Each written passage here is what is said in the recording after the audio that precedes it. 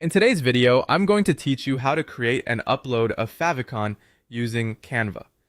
A favicon is the small icon that appears in a browser tab next to your website name, and it helps make your site look more polished and recognizable. In this walkthrough, we'll keep the process simple and focused so you can get it done quickly. First, open Canva and create a new design for your favicon. You'll want to make it square using either 32 by 32 pixels or 300 by 300 pixels.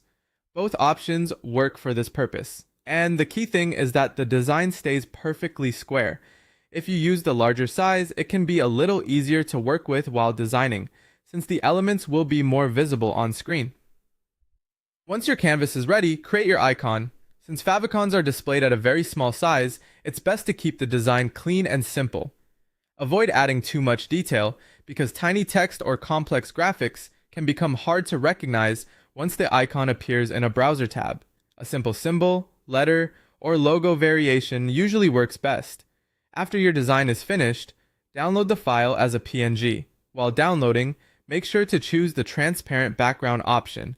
This is important because it allows the icon to blend neatly with different browser and website environments without showing an unwanted colored box behind it. A transparent PNG usually gives the cleanest, most professional result. Once the file has been downloaded to your device, go to your website settings. From there, open website, and then look for the favicon section. This is where you'll upload the image you just created. Select the PNG file from your computer and upload it. After the upload is complete, click Save to apply the change. Saving is the final step that makes sure your new favicon is connected to your website. If you don't see the new icon appear right away in your browser tab, don't worry. Sometimes browsers store older versions temporarily, so it may take a moment to update. Refreshing the page or clearing